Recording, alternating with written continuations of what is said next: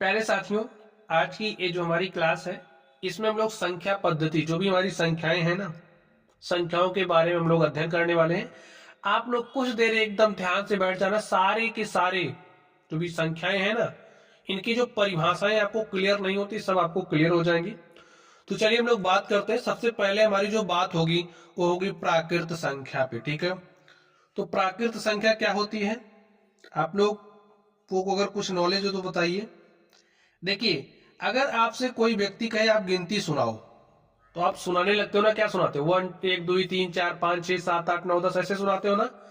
तो ये जो आपकी गिनती की संख्याएं हैं, 1 2 3 4 5 6 7 8 9 10 11 12 ऐसे जहां तक आप जा पाओ, तो ये जो हमारी संख्याएं हैं, इन्हीं संख्याओं को क्या कहते हैं?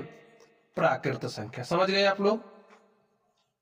जैसे कोई भी व्यक्ति आपके पास आए तो आपसे बोले भाई गिनती सुनाओ, तो आप सुनाने लगते हो ना 1 2 3 4 5, तो यही आपकी क्या है? प्राकृत संख्याएं कहलाती हैं। जो प्राकृत संख्याएं होती हैं, इनको n से रिप्रेजेंट करते हैं। n इज इक्वल टू होता है, आप ऐसा कह सकते हो, जो हमारा n है सभी प्राकृत संख्याओं का समुच्चय है। ठीक है, ऐसे आप इनफाइनाइट तक जाओ। ठीक, परिभाषा समझ गए?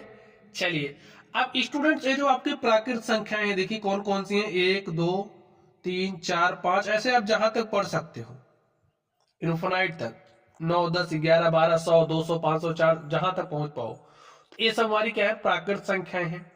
अब ये जो प्राकृत संख्याएं हैं, जब प्राकृत संख्याओं के समुच्चय में, जैसे आपकी प्राकृत संख्या है ना, जैसे ए 1 से शुरू होकर के इनफाइनाइट तक जा रही है, जब इसमें 0 प्लस प्राकृत संख्या को ऐड कर दे, यानी कि ये जो आपकी प्राकृत संख्या का समुच्चय है, इसमें जब 0 को शामिल कर लिया जाता है, तो ये जो आपकी संख्या है, देखिए ये जो आपकी संख्या है, ये हमारी पूर्ण संख्या कहलाती है। देखिए, एक डेफिनेशन आपकी और क्लियर हो गई। क्या कहते हैं? पूर्ण संख्या। जो पूर्ण संख्या होती है, पूर्ण संख्या को W से दिखाते हैं। W, तो W इज इक्वल टू क्या होगा? देखिए, ये सब तो आपके इसके अंदर आएगा ही, साथ में 0 भी क्या हो जाएगा? शामिल हो जाएगा। ठीक है, ऐसे कहां तक? इनफाइनाइट तक। बात समझ गए? तो यहां से आप क्या कह सकते हो, जो आपकी प्राकृत संख्याएं हैं, सभी की सभी प्राकृत संख्याएं क्या होती हैं? पूर्ण संख्या भी होती है। बात समझ गए? लेकिन सभी पूर्ण संख्याएं प्राकृत संख्याएं नहीं होती, क्योंकि 0 तो हमारा प्राकृत संख्या है ही नहीं। तो ये बात आप समझ गए? चलिए, अब हम लोग आगे चलते हैं। अभी इसी प्राकृत संख्या से देखिए हम लोग कई तरीके की संख्याओं को निकालेंगे। तो आपने पूर्ण संख्या क्या है पढ़ लिया। चलिए, अब ये जो आपकी प्राकृत संख्या है, ध्यान से देखिए, जो भी आपकी प्राकृत संख्या है एक बार लिख दे ताकि आप लोग समझते रहें। जैसे प्राकृत संख्या की शुरुआत कैसे होती है? 1 2 3 4 5 6 7 8 9 10 ऐसे हो रही ना, इनफिनाइट तक। अब देखिए, इसमें कुछ संख्याएं ऐसी होंगी, ध्यान से सुनिए, जो 2 से पूरी तरीके से विभाजित होंगी। ठीक है, इसमें से भाई ये जो प्राकृत संख्याएं हैं, प्राकृत संख्याओं में बहुत सारी संख्याएं क्या होंगी? 2 से विभाजित होंगी।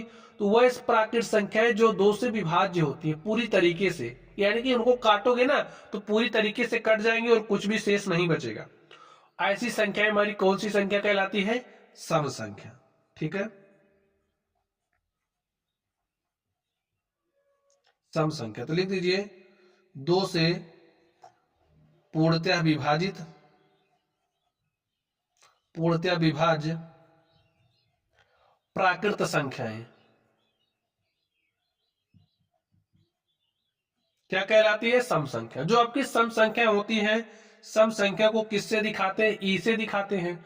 और आपका ई इज इक्वल टू क्या हो जाएगा? देखिए, अब इसमें वही संख्याएं आएंगी जो 2 से पूरी तरीके से विभाजित है। जैसे आप 2 को जब 2 से काटोगे, जैसे आपके पास 2 है, तो 2 से आपने 2 में भाग दिया, देखिए आपके पास क्या आ गया? 1, कुछ भी शेष नहीं बच रहा है। इसी तरीके से 4 हो गया, जब आप 4 को 2 से काटोगे, देखिए 2 1 के 2, 2 दूनी 4, आपके पास 2 आया, कुछ भी शेष नहीं बचा ना। तो ये जो 4 है क्या है? सम संख्या। इसी तरीके से 6 हो गया, 8 हो गया, 10 हो गया, 12 हो गया। ठीक है, तो ये सब हमारी कौन सी संख्याएं कहलाएंगी? सम संख्या। बात आप लोग समझ गए?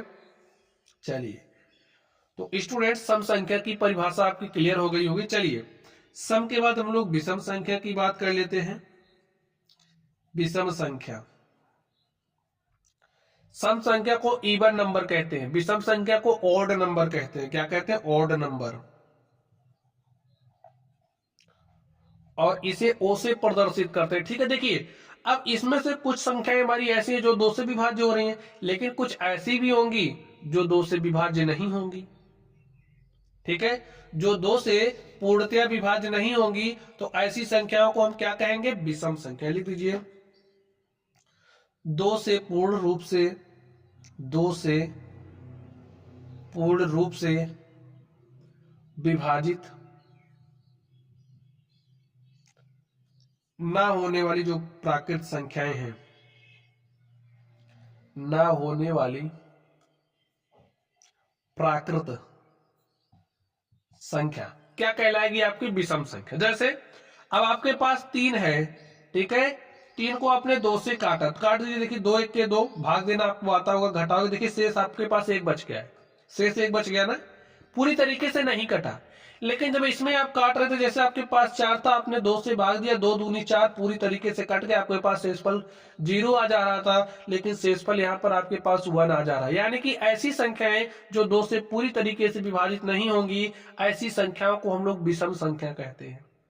डेफिनेशन तो आपकी क्लियर हो गई होगी। चलिए इसको ओ से दिखाते हैं। ओ इज इक्वल टू आपका क्या हो जाएगा? देखिए विषम संख्या जी। उसके बाद क्या हो जाएगा? सबसे पहले जो आपकी विषम संख्या है वो क्या होती है? 1। उसके बाद 3, उसके बाद आपका होता है 5, 7, 9। ये सब क्या है? 3 से विभाज्य नहीं है। ठीक, ऐसे और आगे भी जा सकते हो। 11 हो गया आपका, 13 हो गया, जो भी 2 से विभाज्य नहीं होगा, जैसे 15 हो गया, जो भी 2 से विभाज्य नहीं होगा पूरी तरीके से, वो आपकी क्या कहलाएगी? विषम संख्या। ठीक है, चलिए आप बात समझ गए। चलिए हम लोग नेक्स्ट चलते हैं और देखते हैं हमारा अगला क्या है। पूर्ण संख्याओं के बारे में स्टूडेंट्स हमने आपको सिखा दिया है। तो नेक्स्ट हमारी जो संख्या है, चलिए हम लोग पूर्णांक के बारे में सीखते हैं। पूर्णांक क्या होता है? पूर्णांक, आप लोग संख्या रेखा देखे होंगे। जैसे ये आपकी क्या है? संख्या रेखा। मैं आपको समझाने की कोशिश कर रहा हूं। देखिए आपका क्या होता है? संख्या रेखा। और संख्या रेखा पर क्या होती है? ऐसे संख्याएं होती है ना, ध्यान से देखिए, ऐसे क्या होती है? संख्याएं होती हैं। इधर हमारी धनात्मक संख्याएं होती हैं, ठीक है, और इधर हमारी क्या होती है? ऋणात्मक संख्याएं होती हैं। जैसे इधर, चलिए अभी लिखते हैं,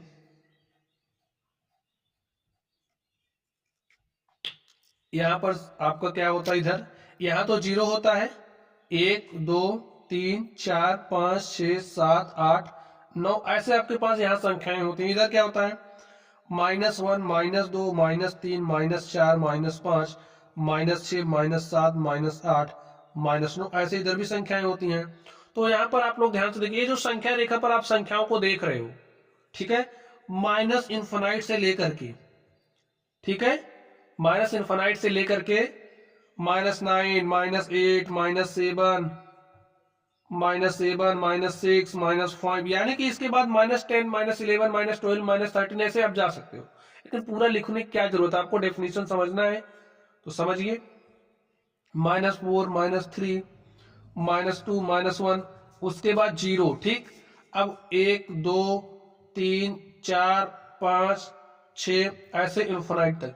तो ये जो आपको संख्याएं दिख रही हैं, यही संख्या हमारी पूर्णांक संख्याएं कहलाती हैं। ठीक है, तो पूर्णांक संख्याओं को आप समझ गए। पूर्णांक, और जो आपकी पूर्णांक संख्याएं होती हैं, इन्हें जेड से या फिर आई से दिखाते हैं। बात समझ गए? माइनस इन्फिनाइट से लेकर के प्लस इन्फिनाइट के बीच की जो संख्याएं हैं, यही हमारी क्या कहलाती हैं? देखिए जो संख्या रेखा पर संख्याओं को आप प्रदर्शित करते हो, यही संख्या हमारी क्या कहलाती हैं? पूर्णांक संख्या। ठीक, चलिए अब हम लोग आगे बात करते हैं। स्टूडेंट्स यहाँ पर आप लोग ध्यान से देखिए, ये जो संख्या रेखा पर आप लोग 0 के एक तरफ देखिए, 0 के आप दाहिनी तरफ देखिए तो आपको धनात्मक संख्याएं मिल रही हैं, और 0 के जब आप बाईं तरफ देखोगे तो आपको ऋणात्मक संख्याएं मिल रही हैं। ये जो 0 के दाहिनी तरफ आपको संख्याएं दिख रही हैं, इन्हें धनात्मक पूर्णांक कहते हैं। अब अगर धनात्मक पूर्णांक की बात करेंगे तो क्या आप समझोगे? जैसे हमने कहा धनात्मक पूर्णांक, तो आपके दिमाग में इमेज बनना चाहिए 1 2 3 4 5 6 7 8 9 10 11 12 ऐसे, ठीक है। जब हम ऋणात्मक पूर्णांक की बात कहेंगे तो आपके दिमाग में कौन सा इमेज बनेगा? -1 -2 -3 -4 -5 -6 -7 -8 -9 -10, ऐसे आप जहां तक जा सकते हो। तो ये हमारे ऋणात्मक पूर्णांक होते हैं। और ये जो आपका जीरो है, ये क्या होता है? शून्य आपका ना तो ऋणात्मक होता है और ना ही धनात्मक होता है, ठीक। चलिए, पूर्णांक आप लोगों ने समझा, धनात्मक पूर्णांक क्या होता है इसको समझ लिया है, और ऋणात्मक पूर्णांक क्या होता है इसको समझ लिया। देखिए, जो आपका धनात्मक पूर्णांक होता है इसको z प्लस या फिर i प्लस से दिखाते हैं। जो आपका ऋणात्मक पूर्णांक होता है इसे z माइनस या फिर i माइनस से दिखाते हैं। समझ गए आप लोग? चलिए हम लोग आगे चलते हैं और देखते हैं हमारी अगली संख्या कौन सी है। तो स्टूडेंट्स आप लोग ध्यान से देखिए, अब हम लोग बात करेंगे भाज्य संख्या की, अभाज्य संख्या की और सह अभाज्य संख्या। तो प्राकृत संख्या आपके दिमाग में बैठी होनी चाहिए, ठीक है। चलिए, अभी यहां पर ये जो आपके पास संख्याएं हैं, जैसे प्राकृत संख्या है, इनमें से कुछ संख्याएं ऐसी होंगी जो 1 और स्वयं के अतिरिक्त किसी से नहीं कटेंगी, यानी कि एकदम रूढ़ संख्या कहलाती है वो, ठीक है। चलिए लिख लेते हैं अभाज्य संख्या।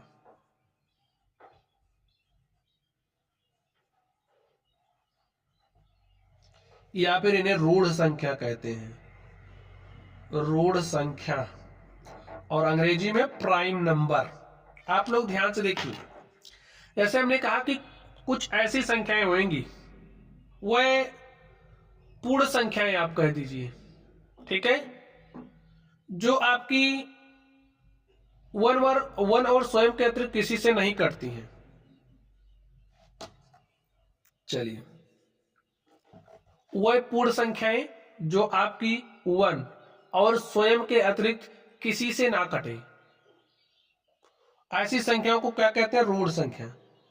1 व स्वयं के अलावा किसी से भी न विभाज्य होने वाली पूर्ण संख्या, ठीक है। या फिर ऐसे भी कह सकते हो, ऐसी संख्या जिनके पास 1 और स्वयं के अतिरिक्त और भी गुणनखंड ना और दूसरे गुणनखंड ना हो। जैसे चलिए हम बात कर लेते हैं। आप देखिए, जैसे हमने संख्या 2 लिया, हमने 3 लिया, 5 लिया, 7 लिया, और इसके बाद हमने 11 लिया, 13 लिया, ऐसे हमने 17 लिया, 19 लिया।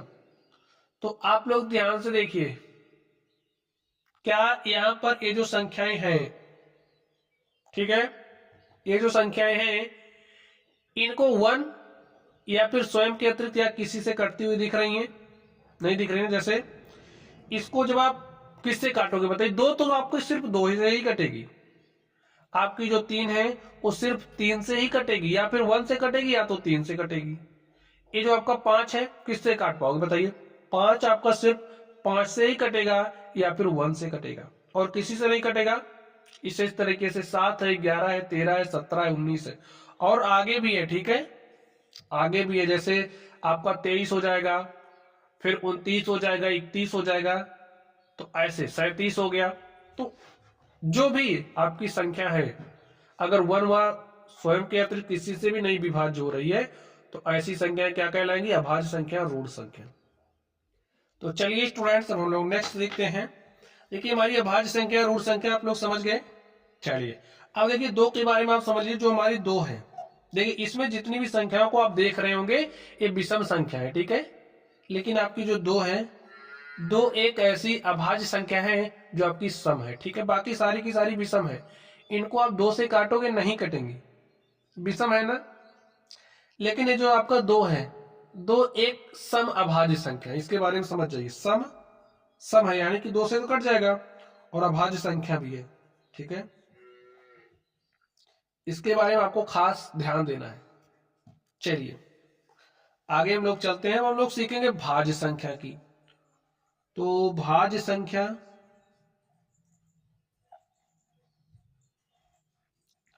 तो स्टूडेंट ये जो आपकी भाज्य संख्याएं होती हैं, आप लोग देखते होंगे कि बहुत सारी आपके पास संख्याएं ऐसी होंगी जो जिनके पास जो दो और स्वयं के अतिरिक्त दूसरे भी संख्या से कटती हैं।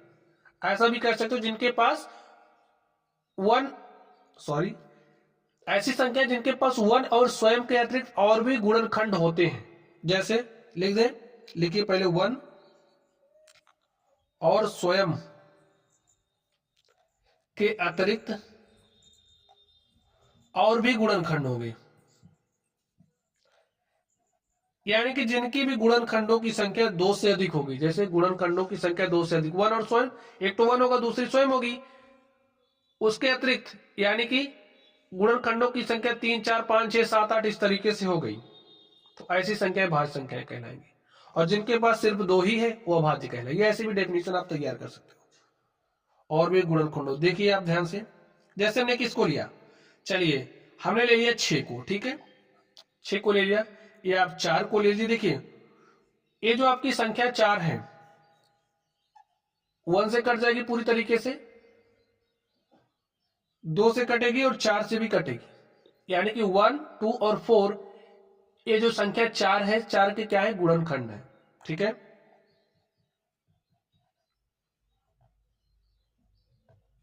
1, 2 और जो 4 है ये क्या है 4 के गुणनखंड है।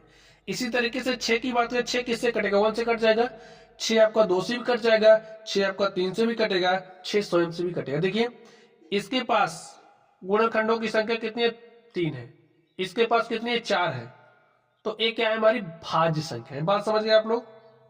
चलिए अब जैसे हमने 8 को ले लिया, 8 1 से कट रहा, जी हाँ, 2 से कटेगा, जी हाँ कट रहा, 3 से कटेगा नहीं, 4 से कटेगा, फिर 8 से कटेगा। इसके पास जो गुणनखंड है देखिए 1 और स्वयं के अतिरिक्त और भी हैं, तो ये क्या हो गई भाज्य संख्या होगी। बात समझ रहे होंगे आप लोग, ठीक है। अब चलिए आपको बताना है कि वो जो आपकी 15 है क्या कैसी संख्या है। आप कैसे बताओगे, पहले देखना पड़ेगा ना इसके पास कितने गुणनखंड है। एक तो ये 15 स्वयं 15 से जो 15 आपका है 1 से कटेगा, देखिए 3 से भी कटेगा, 3 5 15, 15 को जब 3 से काटोगे तो 5 आएगा, फिर 5 से भी कट रहा है, फिर किससे कटेगा बताइए, डायरेक्टली 15 से कटेगा। तो 1 और स्वयं यानी कि 1 और 15 के अलावा इसके पास और भी गुणनखंड है, इसलिए जो आपकी 15 है वो एक भाज्य संख्या है। बात समझ रहे होंगे आप लोग। चलिए अब स्टूडेंट्स हम बात करेंगे सह अभाज्य संख्या की। तो आपने अभाज्य संख्या के बारे में पढ़ लिया, आपने भाज्य संख्या के बारे में पढ़ लिया, कंफ्यूजन नहीं होना चाहिए। और अब हम क्या पढ़ेंगे सह अभाज्य संख्या। सह अभाज्य संख्या आप लोग देखना आपके पास कुछ ऐसी संख्याएं होंगी जोड़े में होंगी, ठीक है। जैसे आप समझिए आपके पास ए है बी है, ए और बी में 1 के अतिरिक्त और कुछ भी उभयनिष्ठ ना हो। बात समझ रहे हो, 1 के अतिरिक्त कुछ भी उभयनिष्ठ ना हो। लिखिए ए और बी में 1 के अतिरिक्त और कुछ भी उभयनिष्ठ ना हो।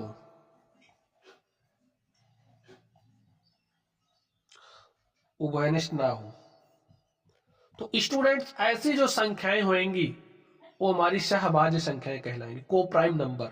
अब ध्यान से देखिए जैसे हमने क्या ले लिया 3 और 4 लिया। अब देखिए 3 में जैसे भाई 3 को क्या लिख सकते हो 3 गुणे 1, 4 को क्या लिख सकते हो 4 गुणे में 1, ऐसा लिख सकते हो ना। तो देखिए 1 के अतिरिक्त क्या कुछ भी उभयनिष्ठ है नहीं है।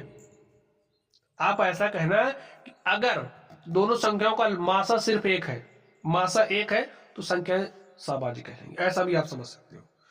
तो इनका मासा एक है, ठीक है, दोनों में 1 के अतिरिक्त कुछ भी उभयनिष्ठ, जैसे आपका 4 5 हो गया, वैसे 6 7 हो गया। देखिए 1 के अतिरिक्त कुछ भी उभयनिष्ठ नहीं है, ये क्या है आपकी सहभाज्य संख्याएं हैं।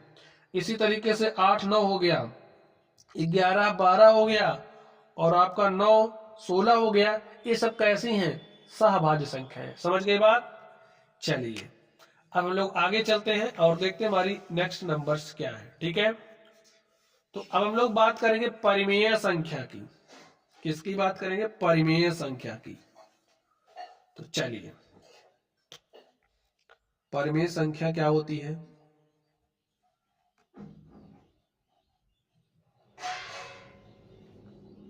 स्टूडेंट्स, ऐसी संख्या, कोई भी संख्या हो, ऐसी संख्या जिसे आप P अपॉन क्यू के रूप में लिख पाओ। देखिए प्रतिबंध ध्यान से देखिए, P अपॉन क्यू के रूप में लिख लो। जो आपका Q है, Q का मान 0 नहीं होना चाहिए। बात समझ गए? Q का मान 0 नहीं होना चाहिए। P और Q क्या है? पूर्णांक है। ठीक है, P और Q आपके क्या होने चाहिए? पूर्णांक। अब देखिए पूर्णांक में आपने क्या पढ़ा? माइनस इन्फिनिटी से लेकर के इन्फिनाइट तक जितनी भी संख्याएं होंगी उसमें से कुछ भी हो सकता है P का मान। लेकिन जो Q का मान है, Q का मान भी पूर्णांक होगा, लेकिन 0 नहीं हो सकता। 0 को हटा करके बाकी सब होगा, यानी कि सभी धनात्मक और ऋणात्मक पूर्णांकों में से कुछ भी यहाँ आ सकता है, लेकिन 0 नहीं आ सकता। लेकिन यहाँ पर कोई प्रतिबंध नहीं है, पूर्णांक होना चाहिए बस। अब बात समझ रहे होंगे आप लोग? तो समझ गए? तो ऐसे जो संख्याएं होंगी हमारी क्या कहलाएंगी? परिमेय संख्या। उदाहरण के लिए आप लोग ध्यान से देखिए, जैसे हमने 2/3 लिखा। 2 क्या है? धनात्मक पूर्णांक है। 3 क्या है? धनात्मक पूर्णांक है। तो जो आपकी 2/3 हो क्या है? परिमेय संख्या है। अगर हमने इस तरीके से लिख दिया तो स्टूडेंट से भी आपकी एक परिमेय संख्या। आप कहोगे कैसे? अगर आपके पास कोई संख्या उसको आप ऐसे लिख सकते हो। देखिए 2 आपका क्या है? धनात्मक पूर्णांक है। 1 क्या है? 1 भी धनात्मक पूर्णांक है। तो ये आपका क्या हो गया? परिमेय संख्या। शर्त यही आपको ध्यान रखना कि पूर्णांक, ये भी पूर्णांक, ये भी पूर्णांक, लेकिन क्यों आपका 0 नहीं होगा और कुछ भी हो सकता है। कुछ भी का मतलब पूर्णांक ही होना चाहिए। ठीक है, चलिए आगे हम लोग बात करें, थोड़ी सी इसमें और चर्चा कर लें। चलिए, अब जैसे आपने लिखा -4 और बटे में 5, ये आपकी क्या है? देखिए P आपका पूर्णांक है, Q भी ये पूर्णांक है, ऋणात्मक पूर्णांक है, धनात्मक पूर्णांक है, तो पूर्णांक ही ना।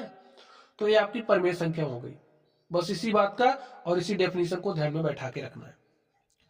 अब ऐसी संख्या स्टूडेंट्स जो आपकी परिमेय नहीं होंगी, बात ध्यान से सुन लीजिए, ऐसी संख्याएं जो आपकी परिमेय नहीं होंगी उन्हें अपरिमेय संख्या कहेंगे। ठीक है, जो परिमेय यानी कि उन्हें आप P अपॉन Q के रूप में लिख ही नहीं सकते, जो परिमेय ना हो, अपरिमेय संख्या कहलाएगी। जैसे आपका जो पाई है, ये क्या है? एक अपरिमेय संख्या है।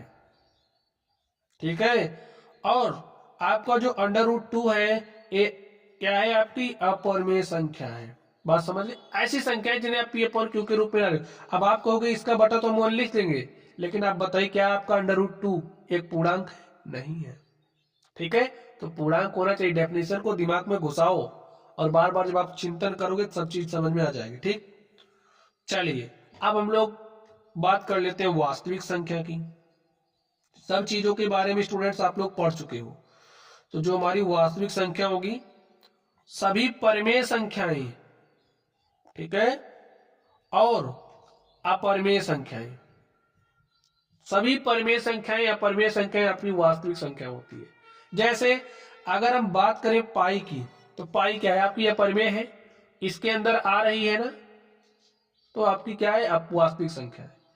बात करें √2 की, तो √ इसके भाई अपरिमेय संख्या है। सभी परिमेय संख्याएं या फिर आपकी अपरिमेय संख्याएं, संख्याओं का जो समुच्चय होगा वास्तविक संख्या कहलाएगी। तो √2 क्या है? अपरिमेय है ना, तो अपरिमेय इसके अंदर ही आ रहा है। भाई इसका जो सेट बन रहा है वास्तविक संख्या का, इसी के अंदर तो आ रहा है, तो ये क्या कहलाएगी? वास्तविक संख्या। अगर इस तरीके से लिख दें, इसको लिख दें, कुछ भी लिख दो, क्या कहलाएगी? वास्तविक संख्या। समझ गए? अब तक आपने जितनी संख्याओं के बारे में पढ़ा, सब की सब क्या है? वास्तविक संख्या। बस यही समझना है। तो प्यारे साथियों, ये जो हमारी संख्याएं हैं, हमने संख्याओं के बारे में आपको सिखाया।